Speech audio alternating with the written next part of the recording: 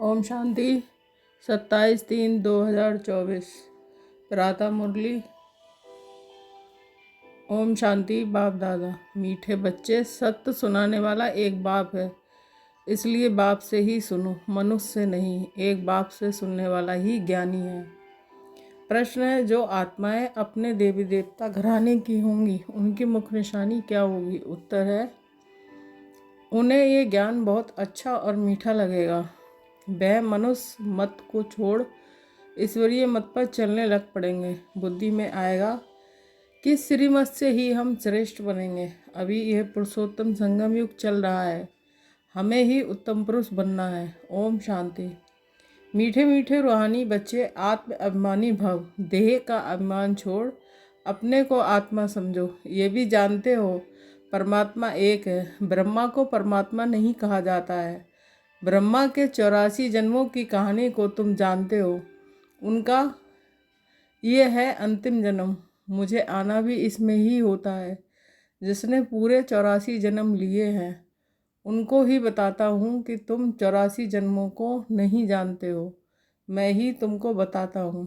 पहले पहले तुम ये देवी देवता थे, अब ये बनने के लिए फिर पुरुषार्थ करना है। पुनर्जन्म तो पहले जन्म से ही शुरू होता है। अब बाप कहते हैं कि मैं जो तुमको सुनाता हूँ वह है राइट, बाकी जो कुछ तुमने सुना है वह है रॉन्ग। मुझे कहते हैं ट्रुथ, सत्य बोलने वाला।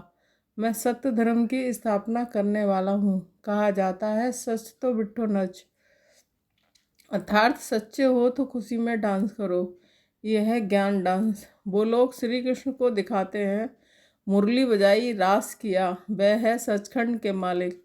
लेकिन इनको भी बनाने वाला कौन? सचखंड ही स्थापना करने वाला कौन? वह है सचखंड। यह है झूठखंड। भारत सचखंड था जब इन लक्ष्मी नारायण का राज्य था। उस समय और कोई खंड नहीं था। मनुष्य ये नहीं जानते कि स्वर्ग कहाँ है। कोई मरते हैं तो कहते हैं स्वर्गवासी हुआ। बाप समझाते हैं तुम उल्टे लटक पड़े हो, माया के अधीन हो पड़े हो। अब तुमको बाप आकर उल्टा बनाते हैं। तुम जानते हो भक्तों को भक्ति का फल देने वाला है भगवान। इस समय सब भक्ति में है। जो भी शास्त्र आदि हैं सब हैं भक्ति मार्ग के। ये गीत गाना आदि सब है भक्ति मार्ग। ज्ञान मार्ग में भजन होता नहीं है। तुम जानते हो हमको आवाज़ से परे जाना है, वापस जाना है। बाप कहते हैं मीठे बच्चों, मुख से हे भगवान भी कभी नहीं कहना। ये भी भक्ति मार्ग है। कलयुग के अंत तक भक्ति मार्ग चलता है। अब यह है पुरुषोत्तम संगम युग, जबकि बाप आकर ज्ञान से तुमको उत्तम पुरुष बनाते हैं। तुम एक ईश्वरीय मत पर चलो। जो ईश्वर कहते हैं वह राइट है। बाबा मनुष्य तन में आकर सुनाते हैं, तुम कितने समझदार थे, अब कितना बेसमझ बन पड़े हो। तुम गोल्डन एज में थे, अब आयरन एज में आ गए हो।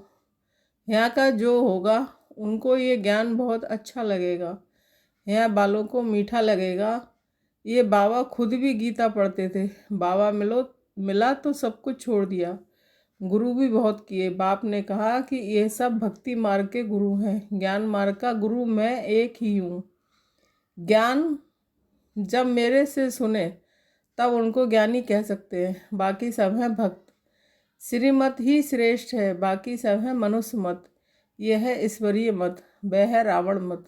यह है भगवान की मत। भगवान उवाच, तुम कितने महान भाग्यशाली हो, इसलिए तुम्हारे जैसा हीरे जैसा जन्म अभी है। अंगूठी में भी हीरा बीच में डालते हैं।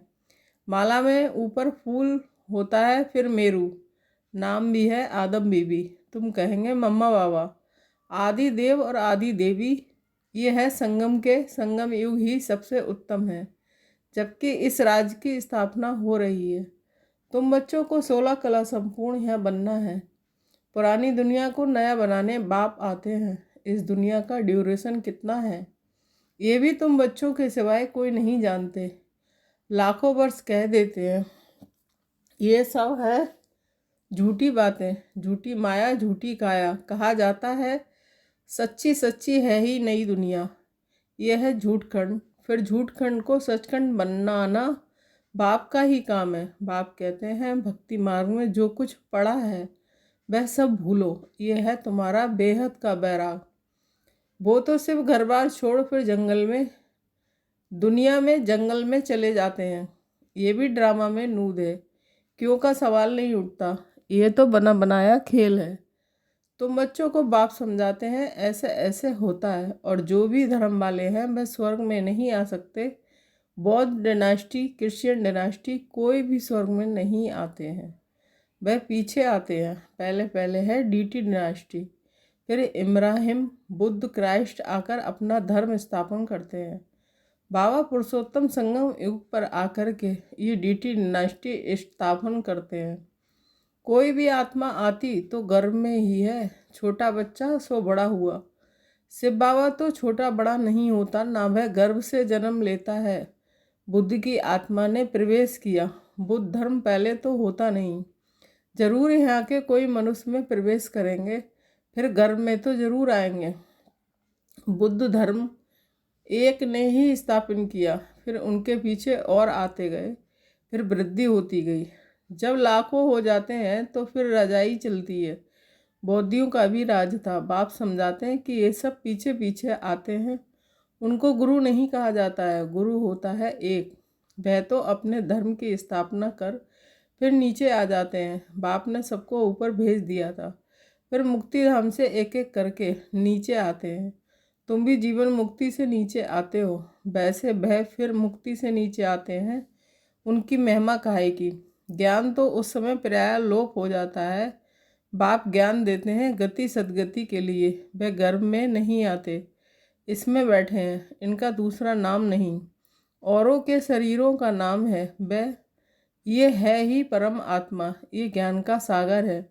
ये ज्ञान पहले आदि सनातन देवी देवता धर्म वाली आत्माओं को मिलता है, क्योंकि उन्हें ही भक्ति का फल मिलना है। भक्ति तुम ही शुरू करते हो, तुमको ही फल देता हूँ, बाकी दूसरे सब हैं बाई प्लाट। वह 84 जन्म भी नहीं लेते हैं। बाप समझाते हैं, बच्चे तुम अब देही अभिमानी बनो। वहाँ भी समझते हैं एक शरीर छोड़ दूसरा लेंगे, दुख की बात नहीं है, बेकारों की बात नहीं। बेकार होते हैं रावण राज में, वह है निर्विकारी दुनिया। तुम समझाएंगे फिर भी मानते नहीं हैं। कल पहले मिसल जो मानते हैं वही पद पाते हैं, जो नहीं मानते वह नहीं पाते हैं। सतयुग में सभी पवित्र सुख शांति में रहते हैं। जब मनोकामनाएं 21 जन्मों के लिए पूरी हो जाती हैं, सतयुग में कोई कामना नहीं, अनाज आदि सब कुछ अथाह मिल जाता है। ये बॉम्बे पहले नहीं थी। देवताएं खारे जमीन पर नहीं रहते हैं। मीठी नदियाँ जहाँ थीं वहाँ देवताएं थे, मनुष्य थोड़े थे। एक एक को बहुत जमीन होती है। दिखाते हैं, सुदामा ने 2 मुट्ठी चावल दिए, महल मिल गए। मनुष्य दान पुण्य करते हैं, ईश्वर अर्थ। अब ये कोई भिखारी है क्या, ईश्वर तो दाता है। समझते हैं ईश्वर दूसरे जन्म में बहुत कुछ देगा। तुम 2 मुट्ठी देते हो, नई दुनिया में बहुत कुछ लेते हो।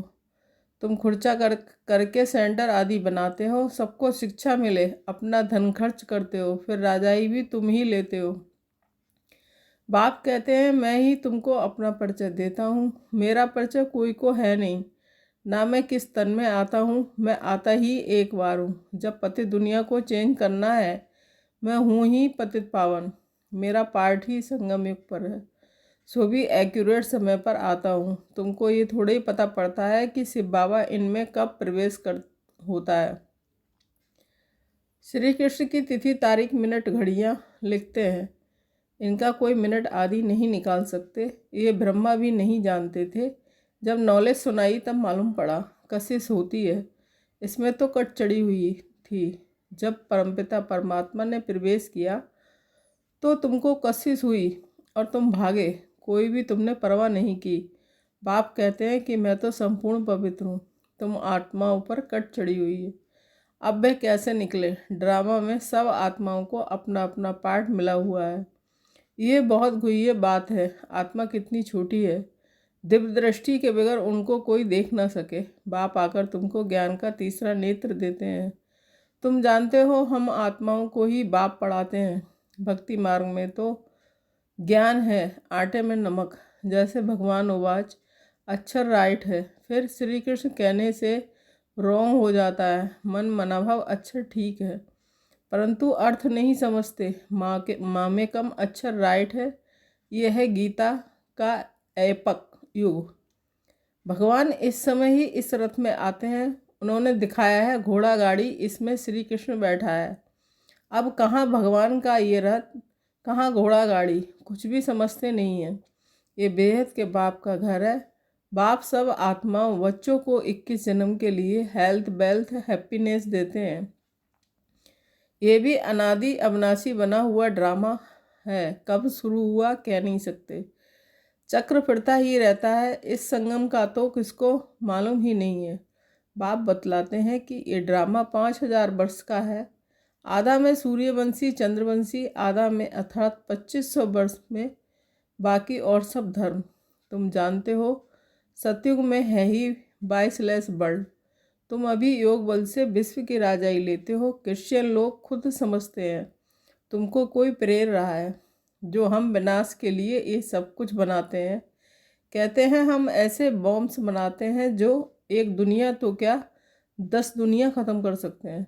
बाप कहते हैं मैं हेवन स्थापन करने आया हूँ, बाकी विनाश तो ये करेंगे। अच्छा, मीठे मीठे सिकीले बच्चों के प्रति माता पिता बाप दादा का याद प्यार गुड मॉर्निंग। रूहानी बाप की रूहानी बच्चों को नमस्ते।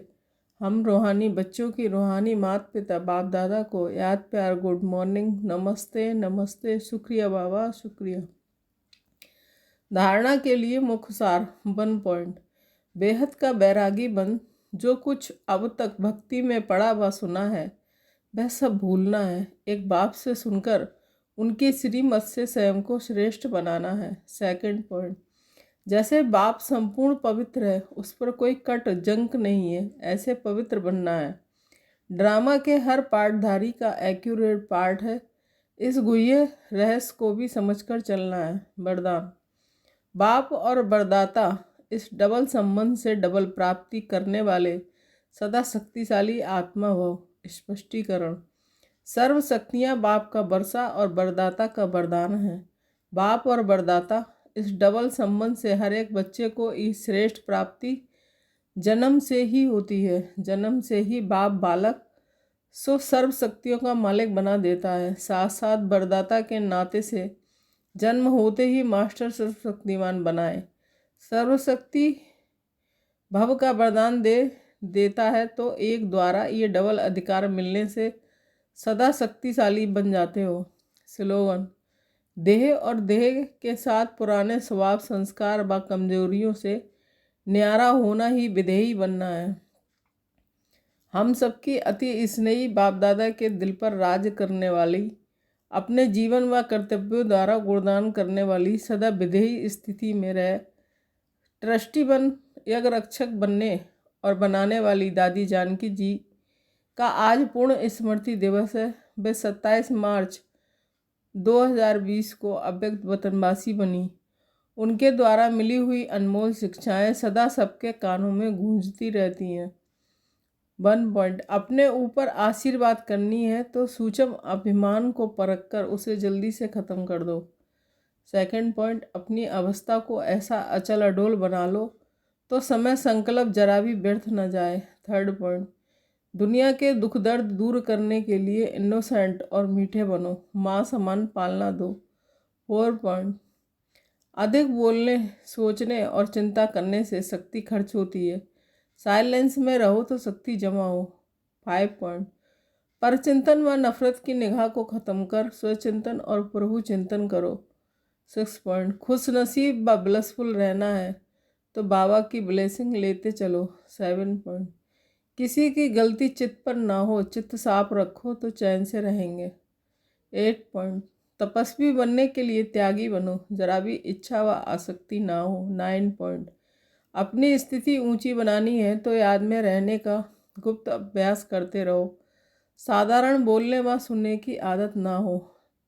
10 पॉइंट। अपनी सतोगुणी दृष्टि वृत्ति द्वारा आपस में सतोगुणी व्यवहार से अपनी संपूर्णता को समीप लाओ। 11 पॉइंट। अंतर्मुखी बन जाओ तो 8 ही शक्तियाँ सखी के रूप में साथी और सहयोगी बन जाएंगी। ओम शांति। शुक्रिया बाबा शुक्रिया।